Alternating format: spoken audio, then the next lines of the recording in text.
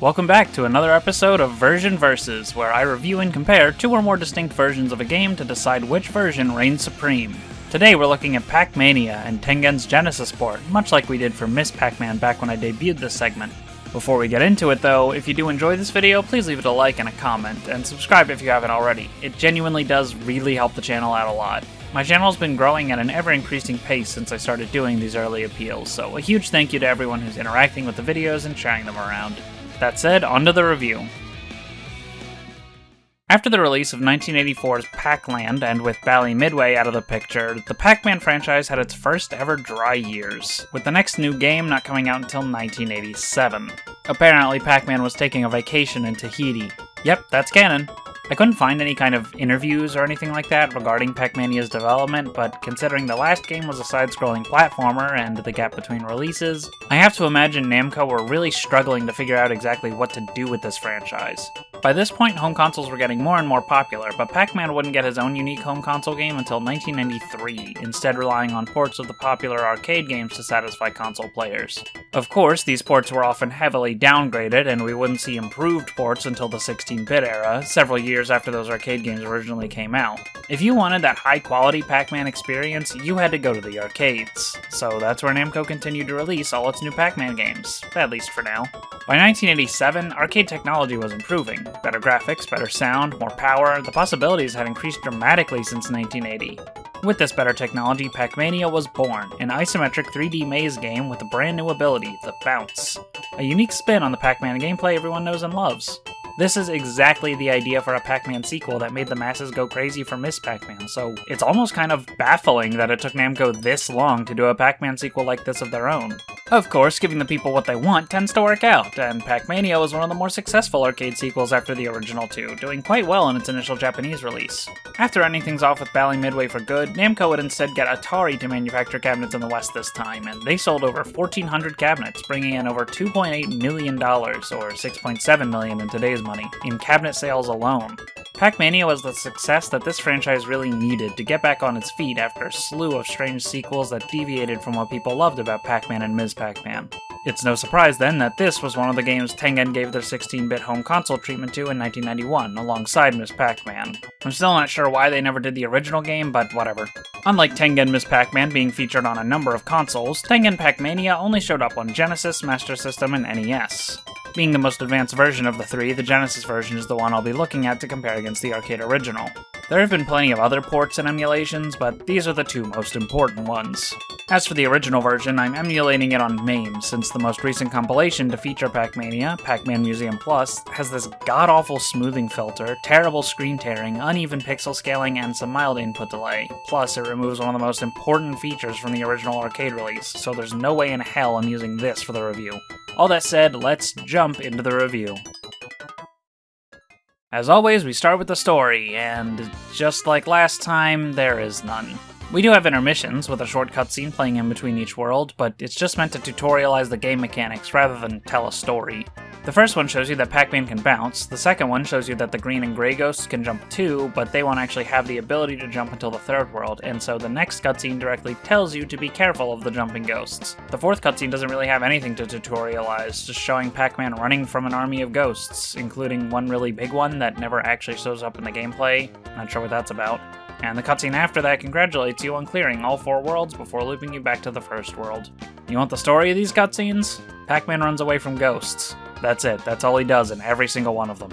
I like this kind of film reel presentation they've got going on, and the opportunity was there for them to at least add some slapstick in like the first game, or anything at all, but no. He just hops away while ghosts chase him down. The only other thing worth mentioning are the new ghosts. We've got the purple ghost, Sue, as well as 2 new ghosts, a green one named Funky and a gray one named Spunky. Funky and Spunky are apparently cousins. Not that that's stated anywhere in this game, it's just some fun trivia.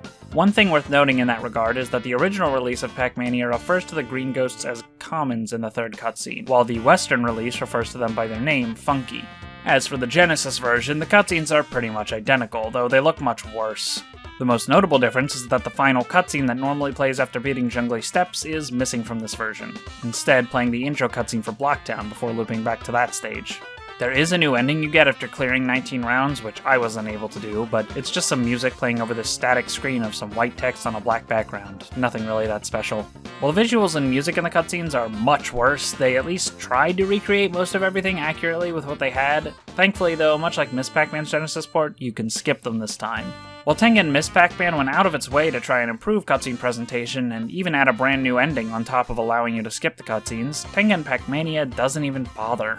I'm gonna ignore the cutscene presentation problems for now and give the Genesis version 1 point for the added cutscene skip option, but they really could have done a lot more to improve the very lacking cutscenes from the original game. I would have much preferred they add some new cutscenes to improve on the world building with the new settings and new ghosts, but nope, all we get is this lame-ass ending.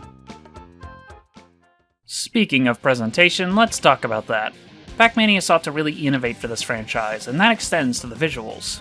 The game is played from an isometric perspective, with Pac-Man, the ghosts, and the maze itself all having a three-dimensional appearance, and they honestly look pretty good. The Pac-Mania design has become one of the most iconic Pac-Man designs, right up there with the pixelated original and the limbed design used in Pac-Man World and Smash Bros. Sprites have extra detail and shading, much like Tengen Miss Pac-Man, but unlike that game, these extra details actually fit in the game's art style, since everything is supposed to have a 3D look to it. Each setting also has a unique design, with Block Town looking like everything is made out of Lego, Pac-Man's Park taking a unique spin on the outlined walls of the original game with extra details on the outer walls, Sandbox Land having a bunch of these pyramid-shaped spike thingies as walls, as well as pools of water on the outsides of the map, and Jungly Steps being just a big staircase. The empty pit below gives this level a kind of ominous vibe, which is pretty fitting for the final world of the game. Additionally, when you repeat stages in each world, you get new color palettes, so the repeats are just that little bit less repetitive. The sprite work in this game is really good, and everything looks really detailed, especially considering this is using the same 224 by 288 resolution as the original game. That resolution does come at a cost, however, that being the camera. Vertically, you have plenty of room to see what's around you, but horizontally, not so much.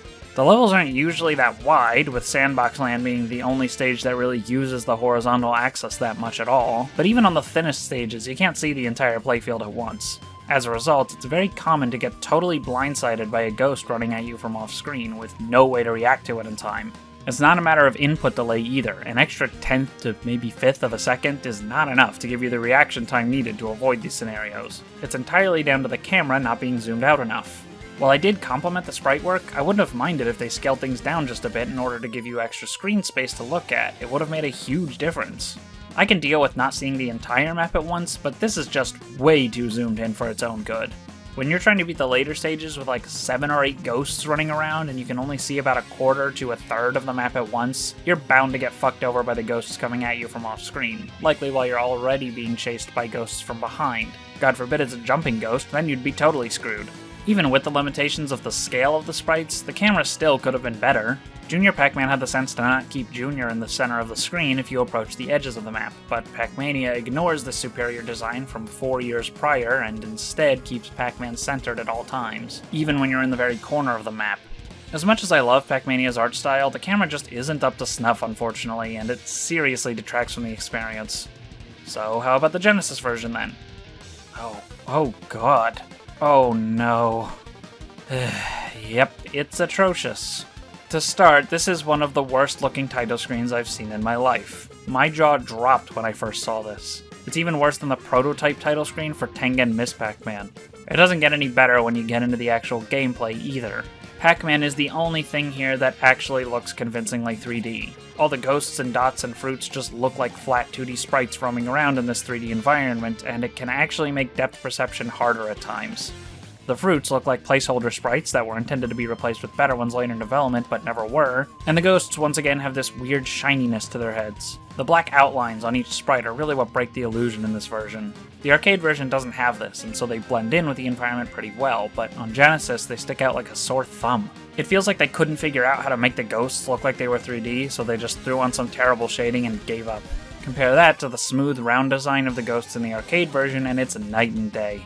These sprites have some actually convincing shading alongside good use of perspective to make them look like real 3D objects despite being 2D sprites. I don't think they look perfect. I always thought the ghosts in the arcade version looked kind of like gummies or something, but it's still a much more visually pleasing style than whatever this is supposed to be.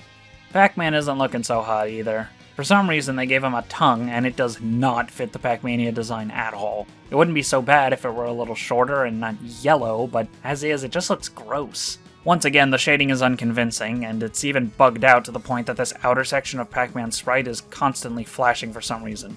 This flashing also applies to his tongue. I mean, I can't think of any good reason for it to look like this, so I'm assuming it was a bug that never got fixed and not a conscious choice by the developers. Either way, it looks terrible. His eyes just look sad. I feel bad for Pac-Man. The text is about as basic as it gets, just white letters with a black outline, whereas the arcade version's font was much more lively. Environments are also missing details, like the placards on the outside of Pac-Man's park, or shading in the walls and floors. Blocktown is clearly the worst of the bunch, with the subtle shadows of the bricks being removed and the shaded bits being way overcomplicated compared to the smooth gradient of the arcade version. The colors all just look off too, like really off. The palette of the arcade version is typically mild and pastel-like, very easy on the eyes, whereas the color palettes in the Genesis version look garish and constantly clash with each other. Sandbox Land doesn't look too bad, but it's still a downgrade, with smooth gradients being once again swapped out for this messy shading. And this yellow color palette here looks really bad. Jungly Steps is the only stage I might be willing to call an improvement. It was just a bunch of tiled squares in the original anyway, so it wouldn't be that hard to outdo.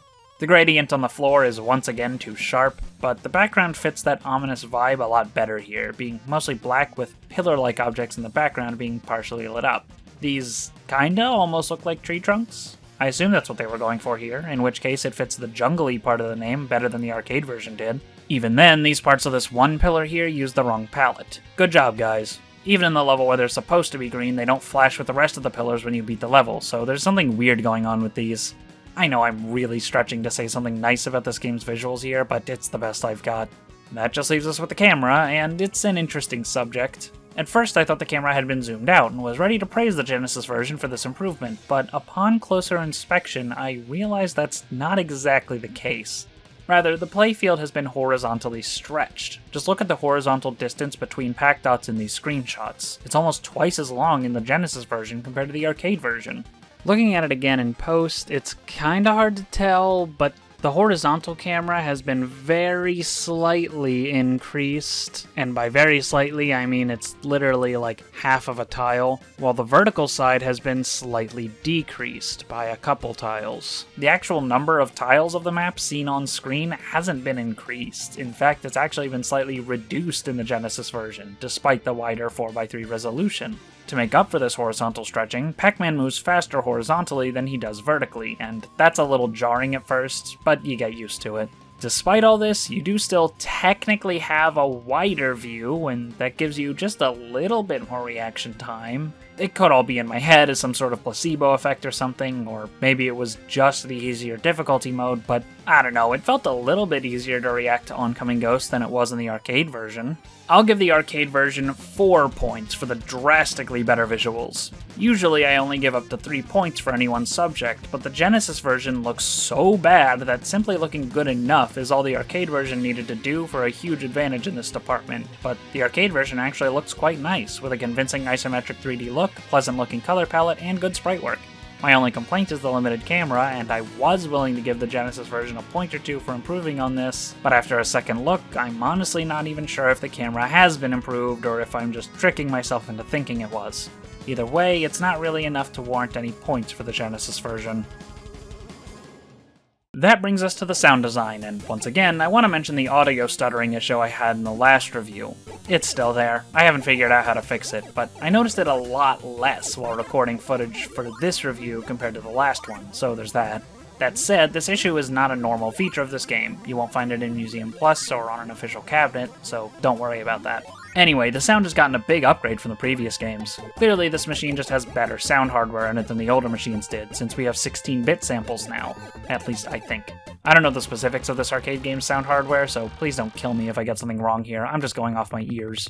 The new sound effects are all really nice, like the satisfying sound of chomping a ghost, that cute little sound effect when you land from a bounce, and the classic Waka Waka is one of the best ones here. The fruit eating sound still feels a little lacking in impact, but this time the game will pause when you grab one, so it stands out a lot more than in the original game. I also love how the sound effect for the power pellet will pan back and forth from left to right. It's a lot more noticeable with headphones than I imagine it would be on an arcade machine, but I still appreciate it regardless. One small difference between the original Japanese release and Atari's Western release is that the sound effect for a fruit or special item appearing has been made quite a bit louder, which I assume was done to make it more obvious, given the part of the maze where the items spawn won't always be on screen. It's a sensible change, but it is a bit jarring when you're playing the game with earbuds on like I am. The cutscene jingles in this game are kinda hit or miss. Like, the first two are great remixes of the intro jingle from the first game. I especially like what they do with it in the second intermission. But the third one isn't that good. This instrumentation just sounds weird. The fourth one remixes the original game's coffee break theme, but it has this really harsh sounding instrumentation that kinda hurts to listen to. I like to imagine this is the sound of the ghosts laughing at you or something. The loop ending cutscene's music is fine enough, but this high-pitched lead instrument also kinda hurts my ears, and the last chord doesn't sound that great. That's not all though, since Pac-Mania once again features background music during the gameplay. I'm so glad this has become a mainstay for the series now, with Namco featuring it in every one of their own sequels since Pac-N-Pal. Mania's soundtrack is generally good, with Blocktown and Pac-Man's Park being some of the best songs in the series. They use the new 16-bit audio to great effect, with electric guitar, bass, and a twang you'd expect to hear coming out of a Sega Genesis. Blocktown is an upbeat, fun piece with a triumphant ending that's really exciting and has made for some great remixes throughout the later years of the series' history. Pac-Man's Park is a fast-paced banger with a little bit of funk to it, and has likewise had some great remixes in later games. The rest of the soundtrack, however, isn't quite as good. Sandbox Land starts off with this high-pitched, plucky instrument and dissonant chords that just don't sound very good. Past the halfway point it gets better though, with the arpeggio complementing these more pleasant-sounding chords, and I like the song's ending. Jungly Steps is just awful though, being this really boring, droning, repetitive piece, occasionally interrupted by these ear-piercing, high-pitched sounds. I guess this does kind of add to that ominous vibe I described for this stage earlier, but still, I really don't like this song at all. The name entry theme is also just kind of okay. I feel like these high score themes should be a lot more triumphant than they usually are. This one at least does get better a little later on in the song, but it's kind of a weird piece. So yeah, the soundtrack is pretty much carried by the two good songs it has, but those two are really good songs, so it balances out. As for the Genesis version, you would think that it would be a simple one-to-one translation, given how much of the original's instrumentation already sounds like it's coming from a Genesis, but nope, they butchered that too. Everything just sounds really muffled here, like the samples all have a lot less energy, which makes Pac-Mania's good songs a lot less impactful than they were in arcades. The instrumentation in this version of Sandbox Land is less jarring due to the muffling, but on the other hand, Jungly Steps' problems of sounding really droning and repetitive are amplified, so there's really no winning with this soundtrack. On top of that, every song in the game plays at a lower pitch than the arcade versions did. Good job, guys. The sound effects are mostly close enough to the original, but the power pellet sound effect is completely gone. All you get is this little whatever this is.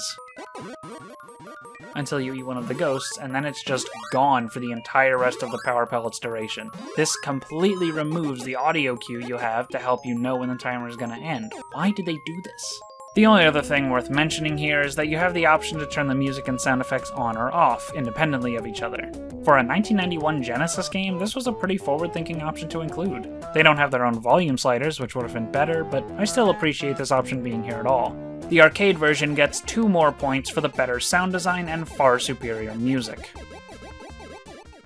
Pac-Mania introduced quite a few new mechanics, but the most notable of them is the bounce move. This is the entire reason the game was made with an isometric pseudo-3D perspective, all to justify giving Pac-Man a jump. Of course he could do that in the last game too, but this is the first time we've seen the move in a maze game. So was it worth it?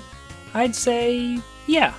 While the limited camera is one of my biggest complaints with this game, the ability to bounce over ghosts makes for some really interesting design changes. For one, there are now more ghosts in each maze, slowly increasing from 4 in the first level and reaching 7 or 8 in the later stages.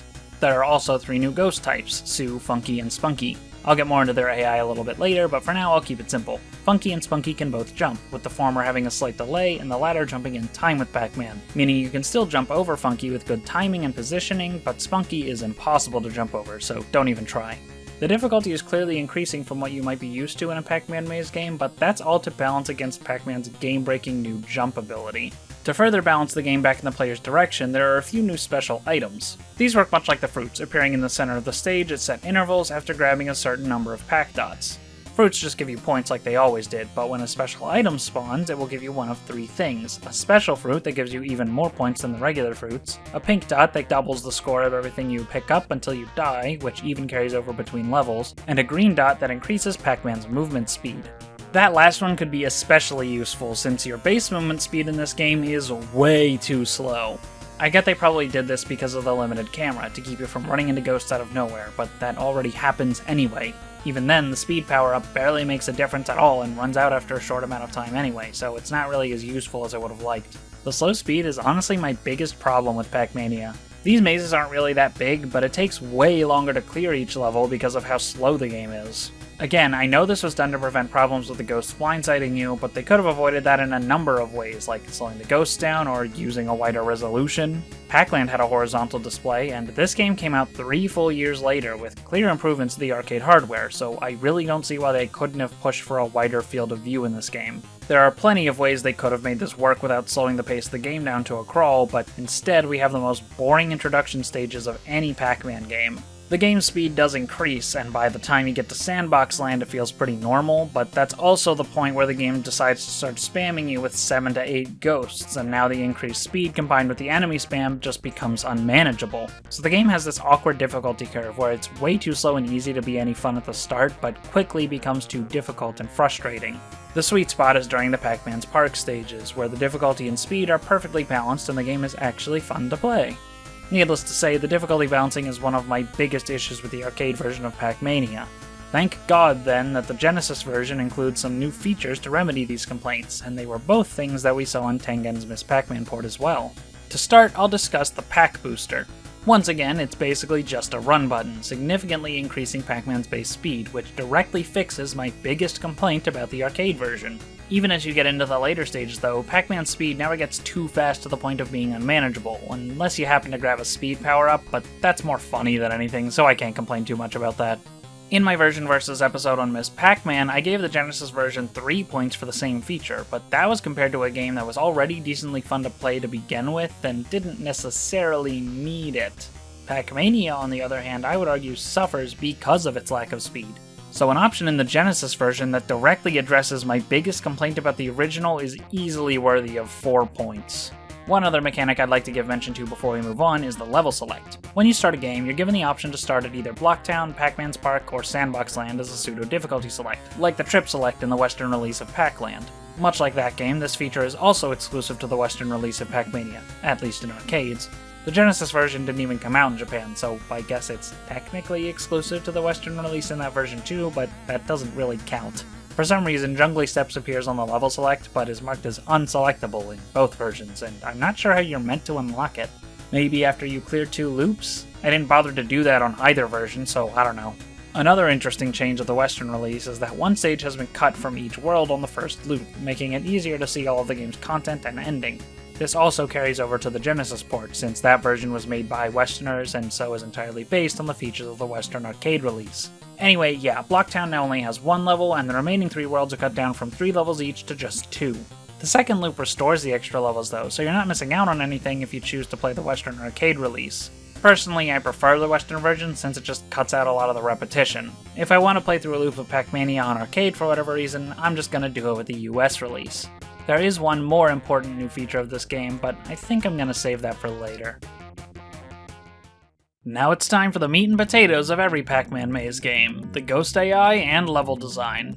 As usual, I'll start with the Ghost AI. It's not as well documented as the original, so I have to judge it by going off my eyeballs, but from what I can tell, the AI is consistent, just like the original game. Every ghost movement is dependent entirely on preset actions and reactions to Pac-Man's positioning. The classic 4 ghosts all behave the same as they did in the original game, it's the 3 new ghosts that are the most interesting. In scatter mode, they actually seem to chase Pac-Man down somewhat, rather than hiding in a corner. You'll notice their movement at the start changes based on Pac-Man's movement, so they actually break the rule I mentioned in the original game about different ghosts needing to be in the same state. I'm not a huge fan of this honestly, since you often end up with Sue and 2 Funkies immediately hunting you down. It puts the pressure on before you've even done anything, and in later stages can be really annoying to deal with. Spunky, on the other hand, tends to stay up towards the top right of the map pretty much at all times. Not really sure why that is, but either way, it's weird. To be perfectly honest, it doesn't really matter whether or not the Ghost AI is good in this game. It could be as random as Miss Pac-Man and the result would be the same, all because of the limited camera. You have no idea where each ghost is at all times, so 99% of the time you're just reacting to them as they appear on screen. It's usually fairly trivial, but every once in a while they'll catch you off guard and run right into you. At best, the consistent ghost AI gives top-level players the ability to memorize the perfect path through the levels sometimes. For a casual player though, you can't keep your attention on everything at once because you can't even see everything at once. Hell, it's actually pretty rare to see more than 5 ghosts on screen at once, and even if you could, it's not like you could even do that much with that information, because at that point they've already cornered you. I can't even call the ghost AI in this game bad or anything, in fact it's actually quite good. But when you're getting 7 or 8 ghosts thrown at you at once and have to fight with the bad camera, it doesn't matter how good the AI is, you're inevitably gonna get caught by a ghost that came running in from off screen, or have your only escape route cut off out of nowhere. While the Genesis version doesn't change the ghost AI at all, if anything it's actually very faithful to the original, it does add a new option to remedy the issue of the arcade version's merciless ghosts: the difficulty select. Do you want an experience as close to the arcade version as possible? Play on normal. Are you like me and would prefer something less difficult to just breeze through the levels and enjoy yourself? Play on easy. Have you mastered the arcade version and need an extra challenge to test yourself? Play on hard or even crazy.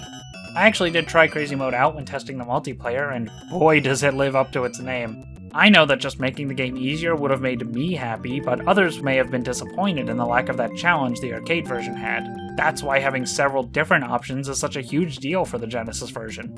This not only addresses another of my biggest complaints from the arcade version, the poor difficulty balancing, thanks to its easy mode, but includes an arcade-accurate normal mode and 2 new harder modes so that everyone can have their ideal Pac-Mania experience with this version. 3 points to the Genesis version for the wonderful addition of extra difficulty options. Finally, we move on to the maze design. These aren't the easiest to work with due to the isometric nature of the game, but I've got some map layouts to use my typical color-coded diagrams on. Big thanks to JDaster64 on Spriter's Resource for ripping the sprites and putting these maps together from the GBA version. That's why they look a little off, by the way. These are ripped from the GBA version rather than the arcade version, but it was the best I could find. Anyway, here's the map for Blocktown, and here it is color-coded. As another quick refresher, green areas are safe zones where the danger is generally low, yellow areas are mostly safe but can be a little bit more risky, gray areas are the tunnels, orange areas are where you start to run into more danger and should be more cautious, red areas are really dangerous, and purple areas are the super high danger zones you really gotta be careful in. Usually there won't be anything worse than purple, and this map doesn't even have any of that. My first draft of this had much harder color coding until I looked closer and realized just how small this map actually is. It only seems big because I'm not used to seeing the maps zoomed out like this. Like, I had this top area marked as orange until I realized it's only 2 tiles long.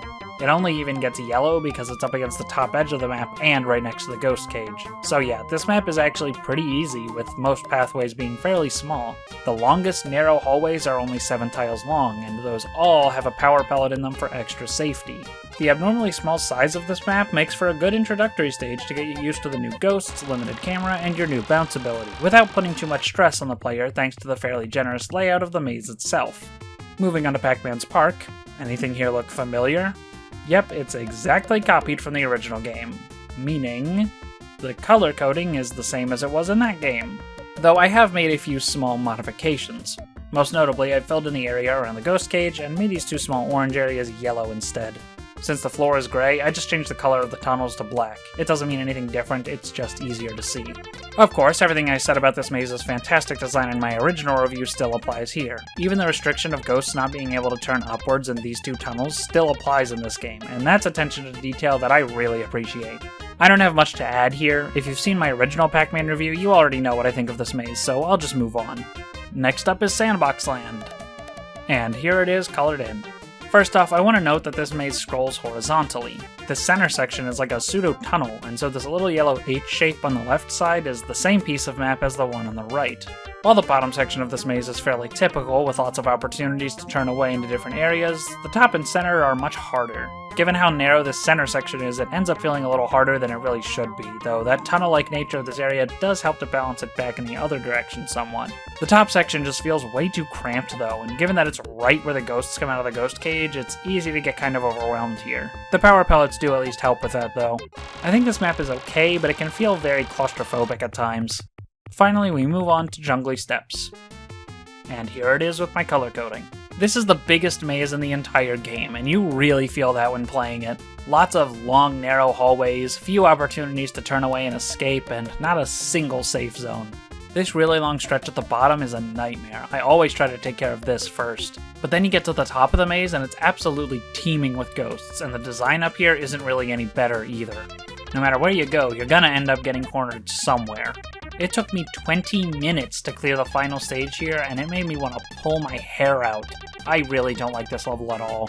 As frustrating as this experience was, it, and the rest of the game in general, was made much more palatable thanks to one small addition. Pac-Mania's ace up the sleeve, the final mechanic I teased earlier on, the continue system.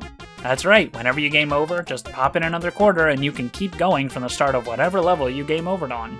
Of course, it resets your score to 0, and the US release will actually prompt you for your initials for the leaderboard before letting you continue if your score was good enough. This one small addition is an absolute game changer. No more save stating for perfect runs through mazes that weren't made to be cleared in one perfect run. No more save stating in the middle of the level just so I can see the rest of the game's content. No more cautious recommendations with the caveat of don't actually bother trying to play the entire game.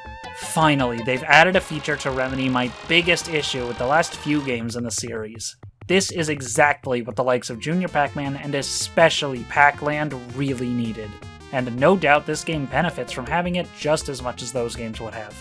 While Pac-Mania's level design isn't that difficult with the sole exception of jungly steps, it bombards you with ghosts in ways no other game in the franchise has up to this point, so the difficulty balancing is just as all over the place as it was in those other games. Thankfully, I don't have to stress myself out over getting perfect runs for the sake of review because Pac-Mania had the common sense to include this basic feature. Thank God! Before I move on, it's worth noting that the Genesis version actually limits the number of continues you can use, but given the other options to make the game easier, it's not enough for me to complain. I was still able to easily clear a full loop before running out, so I don't really mind it. However, the version included in Pac-Man Museum Plus is based on the Japanese release, but unlike the original Japanese release, it doesn't have a continue option. I can only assume they removed it for the sake of these missions, but you can pseudo-save state by quitting out after you beat a level to save your progress, and then quit and continue if you die to get your lives back without losing progress, so I don't see why they even bothered with removing the continue feature. If you want to play the arcade version, don't play it in Museum Plus, just emulate the US release. It's by far the best way to play Pac-Mania on arcade. That just leaves us with the remaining changes to the Genesis version. I've already mentioned the story, graphics, and music, as well as the new options and limited continues. Everything else is mostly totally arcade accurate so long as you're comparing to the Western release. Power-ups are perfectly intact, maze design is identical, and as far as I can tell, the Ghost AI is perfectly recreated as well. The differences are few and far between. For one, the bounce feels just a little bit off in this version. It's hard to explain, and it didn't take long for me to adjust, but it did feel pretty weird at first. Second, the extra life is given at 150,000 points rather than the arcade version's 100,000.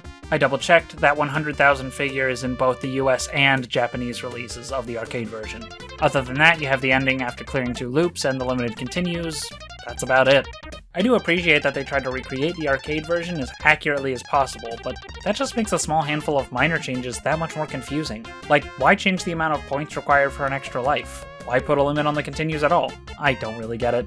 It's not enough for me to dock a point from the Genesis version or anything, but it is weird. Much like Tengen Miss Pac-Man, Tengen Pac-Mania opts to put all its eggs in the basket of options. Unlike Tengen Miss Pac-Man though, this game doesn't go nearly as far with it. I can understand the lack of simultaneous multiplayer, given the limited camera. The camera was already a problem for that mode in Miss Pac-Man, so it definitely wouldn't work here. It does give you the option for turn-based multiplayer, even if you only have one controller though, which is nice. However, the biggest addition Tengen Miss Pac-Man had was definitely all the new mazes, and Pac-Mania is lacking in that regard. I know it wouldn't have been as easy as it was for Miss Pac-Man, but it still feels a little disappointing coming off that game's really fun extra levels. As a result, Tengen Pac-Mania feels like it's lacking in comparison to their Miss Pac-Man port. The booster and difficulty options are here, and that's great, but everything else Tengen Miss Pac-Man brought to the table is gone. I can't find exact release dates, so I don't know which port came out first. They both released in 1991, so I'll be generous and just assume the Pac-Mania port was first. Pac-Mania is a strange game. On paper, its ideas are solid. Mazes in an isometric perspective so that Pac-Man can jump over ghosts, with the new ghost types and power-ups to add to the game's balance. New mazes with, mostly, pretty solid design. In execution though, the game seems to be tripping over itself. The camera is extremely zoomed in to facilitate the isometric perspective, severely limiting your visibility of the mazes. As a result, they have to design mazes way smaller than usual so you don't get lost or something. But because of the small mazes, they have to drastically slow down Pac-Man's base speed so the mazes aren't over in 20 seconds. Then they have to add in a bunch more ghosts so that the game isn't too easy with the short mazes and the slow game speed. You see what I mean? It's this snowball effect of design compromises made for the sake of counterbalancing other design compromises, and then more compromises to balance those, and so on. I understand why they made these decisions, but the end result is a game with a bad camera, a boring start, a wonky difficulty curve, and bad enemy spam in the later stages. This game feels like a castle made of cards, and all it takes is one badly designed level for everything to crumble into a frustrating mess, and that's exactly what happens in Jungly Steppes. I want to like this game more than I do. I appreciate the unique art style and music, the good ghost AI, the solidly designed levels that aren't Jungly Steppes, even if one of them is ripped straight from a better game. The bounce can be a really fun ability to play around with too, but ultimately it's all in service of a game with clashing design elements, and I'm just not a fan of it. The continue system absolutely saves this game from sharing a fate similar to that of Junior Pac-Man and Pac-Land. No amount of bullshit is enough to really frustrate me as long as I can get all my lives back and start the level over. At least not until a singular level gets really bad, which only happened in one level at the very end of the loop. As a result, Pac-Mania ends up being decent. I like some of its ideas, and thanks to the generous continue system, I can genuinely appreciate them without struggling to get through all of the game's content. I do still have my criticisms though, and they ultimately hold Pac-Mania back from reaching the heights of games like Pac-Man or Ms. Pac-Man. That leaves us with our version versus winner, Tengen Pac-Mania. It barely ekes out a victory over the original thanks to its absolutely game-changing additions, being the pack booster and difficulty options. These two things single-handedly address my two biggest complaints with the arcade original, that being the slow game speed and bad difficulty balancing, as well as adding options for people who may have already mastered the arcade game.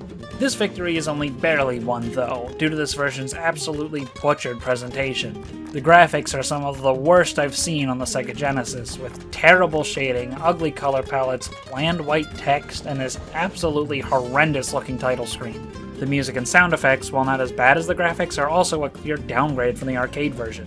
It really should have been an easy near one-to-one conversion for the music, but instead it came out sounding muffled. It's just bad. I can't imagine it would have really been that hard to get this version looking on par with the arcade version, but this game just reeks of crunch. I figure this game was probably cobbled together under a very strict deadline of a few weeks or maybe couple months or something. That said, while it may not be the prettiest racehorse, it sure is the fastest. Compare this victory to Tengen Ms. Pac-Man's landslide score though, and it's clear this port could have been a lot better. It's not a good look when you only win by 2 points, despite having such game-changing gameplay changes. Still, a win is a win, and I do find the Genesis version more fun to play overall, so I'd say the victory is earned despite its flaws. Thanks for watching. Once again, if you enjoyed the video, please give it a like and a comment or share it around. That really does wonders for the video's performance. This one took a lot of work, so I do hope you all enjoyed it. Big thanks to all my patrons here on the screen. If you want to support me more directly, you can donate to my Patreon, link in the description. Next time we'll finally be wrapping up this Arcade Pac-Man Marathon with another episode of Version Versus, this time on Pac-Man Arrangement, so look forward to that. See you next time.